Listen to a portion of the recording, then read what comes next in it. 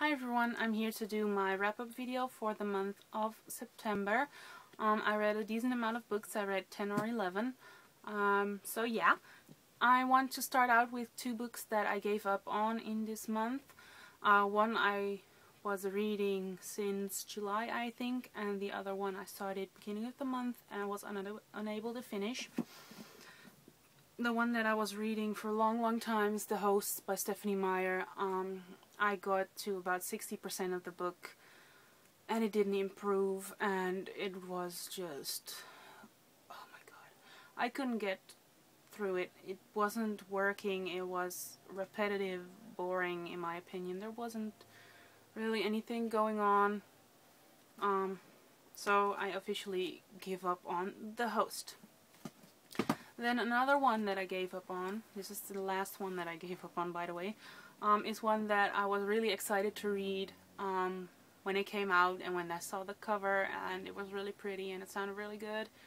And then when I finally started reading it in the first week of September, it was a bit of a disappointment and it didn't improve while reading, and I've been reading this one for over 3 weeks now and I don't want to continue, so I gave up on Nightshade by Andrea. I have about 90 pages or so left to read, but I can't make myself pick it up and read more because I don't like the story. I thought the focus would be mostly on the werewolves, and there's focus on the werewolves, but there's so much attention for the stupid love triangle that's in this book, and I really don't like it. It's really annoying me and bothering me, and just, ugh. I want to throw this book through my room and at the wall, and so I gave up on Nightshade, I confess. Then I have eight books that I didn't give up on, and yeah, let's get started. I read Lock and Key by Sarah Dessen, and this is so far my favorite Sarah Dessen book. It is about a girl who basically lives with her mom, and her mom is an addict, and she suddenly disappears, and then she's taken into the home of her sister, who she hasn't spoken with in years. And she's trying to pick up the pieces of her life, and it was a really good book, and it made me emotional. Somehow it hit me, and I didn't expect to get emotional reading this book, but I did, and I really liked it. And like I said, it is my favorite Sarah Dessen book so far. I gave it 5 out of 5, and I really liked it. The next one is XVI by Julia Karr. I recorded a review on this one, which I will be uploading somewhere next week.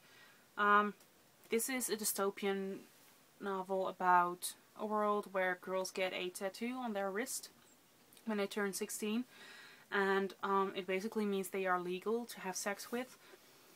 And that sounded really interesting to me, but when I picked it up, I didn't care about the characters. I was reading it and I couldn't care less who got hurt and who ended up with who and what was going on. It got better towards the end. I started to care a little bit, but it still wasn't the read that I was expecting it to be. So I gave it 3 or 3.5 out of 5, I think. But there's a sequel coming out in January, and I will be reading that one because I want to see what happens next. So I guess that's okay. So yeah, XVI. My hair is doing stupid stuff. Then I started reading the Iron Face series by Julia Kagawa, The Iron King and the Iron Daughter.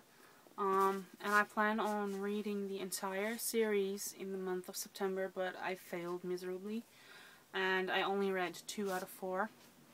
I really like The Iron King. Kagawa's way of describing the world was really detailed and vivid, and her writing style is beautiful, and I really liked reading it.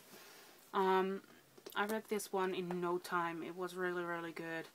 Would definitely recommend picking up a copy of Iron King. And then I read The Iron Daughter, which was not as good as The Iron King, but still a really good read. There was something about the story that didn't make me want to read it as badly as The Iron King, but I guess that's because it was meant to be an in-between book. There were supposed to be 3 books in the series, and there's coming a 4th one in October. But still, I really liked reading those, and I plan on picking up The Iron Queen somewhere in October, because I really want to read The Iron Knight. Then, let me get my pile. For my 100th book of the year, I read Bad Taste in Boys by Carrie Harris, and I love Carrie. She's hilarious, and this book was hilarious as well. It's really funny. It's about a girl who discovers that her what is it, football club or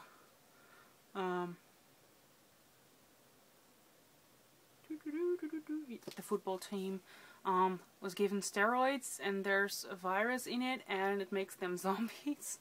And there were some hilarious scenes in this one, and I really liked it. And it's the first in a series. The series is called Gate Grable, and the next book is called Bad Hair Day.